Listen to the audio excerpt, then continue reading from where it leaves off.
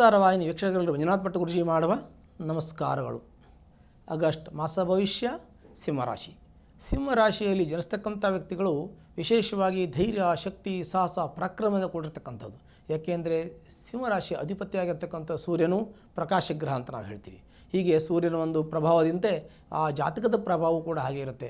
ಅದು ರಾಜಗ್ರಹ ಅಂತ ಹೇಳ್ತೀವಿ. ಹಾಗಾಗಿ ನಿಮ್ಮ ಜೀವನದಲ್ಲಿ ಏನೇ ಬಂದರೂ ಎದುರಿಸಿಕೊಂಡು ಹೋಗೋಂಥದ್ದು, ದಕ್ಕಿಸಿಕೊಂಡು ಹೋಗ್ತಕ್ಕಂಥದ್ದು, ಮತ್ತು ಏನೇ ಬಂದರೂ ಕೂಡ ಅದನ್ನು ಫೇಸ್ ಮಾಡ್ತಕ್ಕಂಥ ಶಕ್ತಿ ನಿಮಗಿರುತ್ತೆ ಅಂತ ಹೇಳ್ತಕ್ಕಂಥದ್ದು. ಮತ್ತು ಪ್ರಕಾಶಮಾನವಾದ ಒಂದು ಜೀವನ ಆಗಿರ್ತದೆ. ಅಂದರೆ ಸಮಾಜದಲ್ಲಿ ಒಳ್ಳೆಯ ಗುರುತಿಸಿಕೊಂಡಿರ್ತಕ್ಕಂಥವ್ರು, ಸಮಾಜದಲ್ಲಿ ಸಮಾಜ ಸೇವೆಯಲ್ಲಿದ್ದರೆ, ರಾಜಕೀಯದಲ್ಲಿದ್ದರೆ ರಾಜಕೀಯ ಸೇವೆಯಲ್ಲಿ ಗುರುತಿಸ್ತಕ್ಕಂಥವ್ರು, ಸಂಘ ಸಂಸ್ಥೆಗಳಲ್ಲಿ ಅಲ್ಲಿ ಗುರುತಿಸಿಕೊಳ್ತಕ್ಕಂಥದ್ದು, ಒಂದು ಉದ್ಯೋಗದಲ್ಲಿದ್ದರೆ ಅಲ್ಲಿ ಒಂದು ಒಳ್ಳೆಯ ಹುದ್ದೆಯಲ್ಲಿದ್ದು ಸಮಾಜಮುಖಿ ಕೆಲಸವನ್ನು ಮತ್ತು ಒಳ್ಳೆಯ ಒಂದು ವೃತ್ತಿಯಲ್ಲಿ ಒಳ್ಳೆಯ ಜೀವನವನ್ನು ಮಾಡಿಕೊಂಡು ಒಳ್ಳೆಯ ಹೆಸರನ್ನು ಮಾಡ್ತಕ್ಕಂಥ ಒಂದು ಯೋಗವು ಕೂಡ ಈ ಸಿಂಹರಾಶಿಯವರಿಗೆ ಇರ್ತಾ ಹೇಳ್ತಕ್ಕಂಥದ್ದು.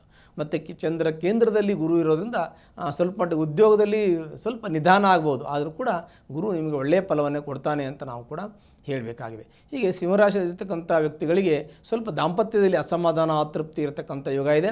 ತಾವು ತಮ್ಮ ಜಾತಕವನ್ನು ಪರಿಶೀಲನೆ ಮಾಡಿಕೊಳ್ಳೋದು ಬಹಳ ಮುಖ್ಯವಾಗಿರ್ತದೆ.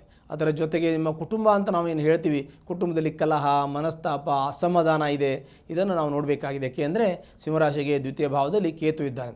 ಕೇತು ಯಾವತ್ತೂ ಕೂಡ ಕಲಹಕ್ಕೆ ಕಾರಕ, ಮನಸ್ತಾಪಕ್ಕೆ ಕಾರಕ, ಮೋಸಕ್ಕೆ ಕಾರಕ. ಅದಲ್ಲದೇ ಕೆಲವೊಂದಷ್ಟು ವಂಚನೆ, ಕಳ್ತನ ಆಗ್ತಕ್ಕಂಥದ್ದು, ಅಪವಾದ ಬರ್ತಕ್ಕಂಥದ್ದು, ಅಪರಾಧ ಮಾಡ್ತಕ್ಕಂಥದ್ದಕ್ಕೆ ಕೇತು ಕೂಡ ಕಾರಕನಾಗ್ತಾನೆ. ಮತ್ತು ಹಾಗಾಗಿ ಯಾವುದು ಯೋಚನೆ ಮಾಡದೆ ಏನು ಮಾಡಬಾರ್ದು. ಕೆಲವೊಂದಷ್ಟು ನಾವು ಏನೋ ಆಗಿಬಿಡುತ್ತೆ, ಆಮೇಲೆ ಯೋಚನೆ ಮಾಡ್ತೀವಿ, ತಪ್ಪು ಅಂತ ಆಮೇಲೆ ಅರ್ಥ ಆಗುತ್ತೆ, ಆಮೇಲೆ ಗ್ರಹಿಸ್ತೀವಿ. ಹಾಗೆ ಯಾವುದೇ ಒಂದು ಯೋಚನೆ ಮಾಡದೆ ವಿವೇಕದಿಂದ ಪ್ರತಿಯೊಂದು ಕೆಲಸವನ್ನು ಮಾಡಬೇಕು. ಯೋಚನೆ ಮಾಡದೆ ಏನನ್ನೂ ಕೂಡ ಮಾಡಬಾರ್ದು.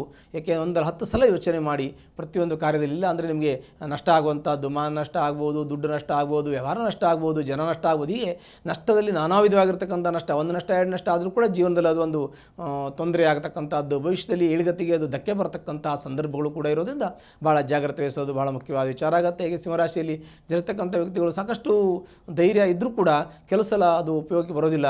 ಕೆಲವೊಂದಷ್ಟು ನಾವು ತಗ್ಗಿ ಬಗ್ಗೆ ನಡಿಬೇಕಾಗ್ತದೆ. ಕೆಲವೊಂದಷ್ಟು ನಾವು ಎಷ್ಟೇ ಪ್ರಕಾಶಮಾನವಾಗಿದ್ದ ಒಂದು ಸ್ಥಾನದಲ್ಲಿದ್ದರೂ ಕೂಡ ಕೆಲವು ಸಲ ಸಮಾಜಕ್ಕೆ ಭಯ ಬೀಳಬೇಕಾಗ್ತದೆ. ಹೀಗೆ ಕೆಲವೊಂದಷ್ಟು ನಾವು ಯೋಚನೆ ಮಾಡಿದಾಗ ಸ್ವಲ್ಪ ಮಟ್ಟಿಗೆ ಯೋಚನೆ ಮಾಡ್ಕೊಂಡು ಮುಂದೆ ಹೋಗೋದು ಒಳ್ಳೆಯದು. ಯಾಕೆಂದರೆ ವಾಕ್ಸ್ಥಾನದಲ್ಲಿ ಕೇತು ಇರೋದ್ರಿಂದ ನೀವು ಏನೇ ಮಾತಾಡಿದ್ರೂ ಕೂಡ ಅದು ಗೊಂದಲ ಆಗ್ತದೆ, ಆಮೇಲೆ ಒಂದು ಕಾಂಟ್ರವರ್ಸಿ ಆಗುತ್ತೆ, ಅಂಥ ಸಂದರ್ಭಗಳು ಬರ್ಬೋದು. ಹಾಗಾಗಿ ಜಾಗ್ರತೆ ವಹಿಸಬೇಕು. ಮತ್ತು ಅನವಶ್ಯಕ ಯಾವುದೇ ವ್ಯವಹಾರಗಳನ್ನಾಗಲಿ, ಮಾತನ್ನಾಗಲಿ ಅಥವಾ ಸಾಲವನ್ನಾಗಲಿ ಮಾಡೋಕ್ಕೆ ಹೋಗಬಾರ್ದು. ಅದರಿಂದ ಕೂಡ ಸ್ವಲ್ಪ ಮಟ್ಟಿಗೆ ಅನಾನುಕೂಲ ಇರುತ್ತೆ ಅಂತ ನಾವು ಹೇಳಬೇಕು. ಇನ್ನು ಪಾರ್ಟ್ನರ್ಶಿಪ್ ಬಿಸ್ನೆಸ್ಸಲ್ಲಿದ್ದರೆ ಅಥವಾ ದಾಂಪತ್ಯದಲ್ಲಿ ಅಂದರೆ ಫ್ಯಾಮಿಲಿ ಪಾರ್ಟ್ನರಲ್ಲಿ ಸ್ವಲ್ಪ ಮಟ್ಟಿಗೆ ಅಸಮಾಧಾನ ಬರ್ತಕ್ಕಂಥದ್ದು, ನಷ್ಟ ಆಗ್ತಕ್ಕಂಥ ಸಂದರ್ಭ ಇರುತ್ತೆ. ಕೆಲವೊಂದಷ್ಟು ವಿಚಾರಗಳಲ್ಲಿ ಕೋರ್ಟು ಕಚೇರಿಗೆ ಹೋಗುವಂಥ ಸಂದರ್ಭಗಳು ಕೂಡ ಬರ್ಬೋದು. ಅವಶ್ಯಕತೆ ಬಿದ್ದಾಗ ಎಲ್ಲವನ್ನೂ ಕೂಡ ನೀವು ನ್ಯಾಯದ ಮೊರೆ ಹೋಗಬೇಕಾಗತ್ತೆ ಅನ್ನುವಂಥದ್ದು. ಅದಲ್ಲದೇ ನಿಮ್ಮ ಮಕ್ಕಳು ವಿದ್ಯಾಭ್ಯಾಸದಲ್ಲಿ ತುಂಬ ಚೆನ್ನಾಗಿರುತ್ತೆ, ನೀವು ಪ್ರಯತ್ನ ಪಡಬೇಕು. ಮಕ್ಕಳು ಸ್ವಲ್ಪ ಹಠ ಮಾಡ್ತಾರೆ, ಕೆಲವೊಂದಷ್ಟು ಓದೋದಿಲ್ಲ, ಇವೆಲ್ಲ ಇರ್ತದೆ. ಆದರೆ ಈಗಿನ ಕಾಲದಲ್ಲಿ ಮಕ್ಕಳನ್ನು ನಾವು ಓದಿಸಿ ಅವರಿಗೆ ಟ್ಯೂಷನ್ ಕೊಟ್ಟು ಬೇರೆ ಬೇರೆ ರೀತಿಯಲ್ಲಿ ಅವರಿಗೆ ಬುದ್ಧಿವಾದವನ್ನು ಹೇಳಿ ನೀವು ಮಕ್ಕಳನ್ನು ಒಂದು ಒಳ್ಳೆಯ ಒಂದು ಸಂಸ್ಕಾರವನ್ನು ಕೊಡ್ತಕ್ಕಂಥ ಕೆಲಸವನ್ನು ತಾವು ಮಾಡ್ತಾ ಇದ್ದೀರಿ. ಇವೆಲ್ಲವೂ ಕೂಡ ಆಗುತ್ತೆ. ಮಕ್ಕಳು ಒಳ್ಳೆಯ ವಿದ್ಯಾಭ್ಯಾಸವನ್ನು ಹೊಂದಿ ಮುಂದಿನ ಜೀವನದಲ್ಲಿ ಅವರು ಕೂಡ ಭವಿಷ್ಯದಲ್ಲಿ ಒಳ್ಳೆಯವರಾಗ್ತಾರೆ. ಆರೋಗ್ಯ ಚಿಂತನೆ ಮಾಡಿದ್ರೆ ಆರೋಗ್ಯದ ಬಗ್ಗೆ ಸ್ವಲ್ಪ ತೊಂದರೆ ಇದೆ. ಅಂದರೆ ನರಗಳ ಸಮಸ್ಯೆ ಇರ್ತದೆ, ಸ್ವಲ್ಪ ಬೆನ್ನು ನೋವು ಇರುತ್ತೆ, ಸೊಂಟ ನೋವು ಇರುತ್ತೆ, ಕಾಲು ಪಾದ ನೋವು ಬರ್ತಕ್ಕಂಥದ್ದು, ತಲೆನೋವು ಬರ್ತಕ್ಕಂಥದ್ದು, ಏನೇ ಕೆಲಸ ಮಾಡೋಕ್ಕೆ ಇಂಟ್ರೆಸ್ಟ್ ಇಲ್ಲದೆ ಇರತಕ್ಕಂಥದ್ದು, ಏನು ಮಾಡಿದ್ರು ಬೇಡ, ಇರಲಿ ಬಿಡಿ, ನೋಡೋಣ, ನಾಳೆ ನೋಡೋಣ, ಇರಲಿ ಬಿಡು, ಬೇಡ, ಹೀಗೆ ಸ್ವಲ್ಪ ಜಾಡ್ಯಸ್ವ ಇರತಕ್ಕಂಥದ್ದು, ಸ್ವಲ್ಪ ನಿಮಗೆ ನಿಧಾನಗತಿಯಲ್ಲಿ ಮಾಡಬೇಕು ಅಂತ ಅನಿಸೋದು, ಇವತ್ತು ಮಾಡೋ ಕೆಲಸ ನಾಳೆ ದಿನ ಬಿಟ್ಟು ಮಾಡಿದ್ರೆ ಆಯಿತು ಅಂತ ಅನಿಸುತ್ತೆ. ಹೀಗೆ ನಿಧಾನವಾಗಿರ್ತಕ್ಕಂಥ ಜಾಡ್ಯಸ್ವ ನಿಮಗೆ ಒದಗ್ತದೆ. ಆದರೂ ಕೂಡ ಅದ್ರ ಬಗ್ಗೆ ಜಾಗ್ರತೆ ವಹಿಸಿಕೊಂಡು ಸ್ವಲ್ಪ ಬೇಗ ಹೇಳ್ತಕ್ಕಂಥದ್ದು, ಕೆಲವು ಕೆಲಸವನ್ನು ನಾಳೆ ಮಾಡಿದ್ರೆ ಇವತ್ತೇ ಮಾಡ್ತಕ್ಕಂಥದ್ದು, ಹೀಗೆ ಕೆಲವೊಂದಷ್ಟು ಆ್ಯಕ್ಟಿವ್ ಆಗಿ ನೀವು ಕೆಲಸ ಮಾಡಿದ್ರೆ ನಿಮ್ಮ ಜೀವನದಲ್ಲಿ ಇನ್ನೂ ಒಳ್ಳೆಯ ಭವಿಷ್ಯವನ್ನು ಕಾಣಬಹುದು ಅಂತ ನಾವು ನಿಮಗೆ ಹೇಳ್ಬೋದು. ಹೀಗೆ ಸಿಂಹರಾಶಿ ಇರ್ತಕ್ಕಂಥ ವ್ಯಕ್ತಿಗಳು ಒಳ್ಳೆಯದೇ ಇರ್ತದೆ. ಆದರೂ ಕೂಡ ಕೆಲಸ ವಿಚಾರ ಬಂದರೆ ಕೆಲಸ ಸ್ವಲ್ಪ ನಿಧಾನ ಇರುತ್ತೆ, ಅಸಮಾಧಾನ ಇರುತ್ತೆ, ದುಡ್ಡು ಸರಿ ಬರ್ತಾ ಇಲ್ಲ. ಆದರೂ ಕೂಡ ಜೀವನದಲ್ಲಿ ಊಟ ತಿಂಡಿ ಬಟ್ಟೆಗೆ ಜೀವನಕ್ಕೆ ಕೊರತೆ ಆಗಲ್ಲ. ನಿಮಗೆ ಜೀವನದಲ್ಲಿ ಯಶಸ್ಸನ್ನು ಗಳಿಸ್ತೀರಿ. ನಿಮಗೆ ನಿಮ್ಮ ಧೈರ್ಯ, ನಿಮ್ಮ ಸಾಹಸವೇ ಶಕ್ತಿ, ನಿಮ್ಮ ಪರಾಕ್ರಮವೇ ನಿಮ್ಮನ್ನು ಒಳ್ಳೆಯ ಒಂದು ಸ್ಥಾನಕ್ಕೆ ತೆಗೆದುಕೊಂಡು ಹೋಗ್ತದೆ.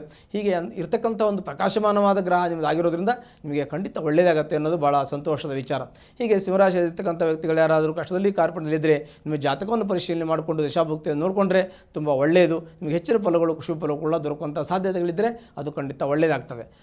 ಹಾಗೆ ಒಂದು ವೇಳೆ ತೊಂದರೆ ಇರತಕ್ಕಂಥವ್ರು ಯಾರಾದರೂ ಇದ್ದರೆ ಅದಕ್ಕೆ ಸಂಬಂಧಪಟ್ಟಂಥ ಪರಿಹಾರವನ್ನು ಚಿಕ್ಕದಾಗಿ ಮಾಡಿಕೊಂಡ್ರೆ ಸಾಕು. ಹತ್ತಿರ ಇರತಕ್ಕಂಥ ಶಿವನ ದೇವಸ್ಥಾನಕ್ಕೆ ಹೋಗಿ ಸೋಮವಾರ ದಿವಸ ಬಿಲ್ಲುಪತ್ರೆಯಿಂದ ಅರ್ಚನೆ ಮಾಡೋದ್ರಿಂದ ನಿಮ್ಮ ಕಷ್ಟ ನಷ್ಟ ದುಃಖ ಎಲ್ಲವೂ ಕೂಡ ಪರಿಹಾರ ಆಗುತ್ತೆ. ಶುಭವಾಗಲಿ. ಅನುಕ್ಷಣದ ಸುದ್ದಿಗಳಿಗಾಗಿ ವಿಸ್ತಾರ ನ್ಯೂಸ್ ಯೂಟ್ಯೂಬ್ ಚಾನೆಲ್ ಸಬ್ಸ್ಕ್ರೈಬ್ ಮಾಡಿ. ಹೊಸ ಸುದ್ದಿಗಳ ನೋಟಿಫಿಕೇಶನ್ಗಾಗಿ ಬೆಲ್ ಐಕಾನ್ ಕ್ಲಿಕ್ ಮಾಡಿ. ಲೇಟೆಸ್ಟ್ ಅಪ್ಡೇಟ್ಸ್ಗಾಗಿ www.vistaranews.com ವೆಬ್ಸೈಟ್ಗೆ ವಿಸಿಟ್ ಮಾಡಿ. ಅಂಗೈಯಲ್ಲೇ ಜಗತ್ತಿನ ಸುದ್ದಿ ತಿಳಿಯಲು ವಿಸ್ತಾರ ನ್ಯೂಸ್ ಕನ್ನಡ ಆಪ್ ಡೌನ್ಲೋಡ್ ಮಾಡಿ.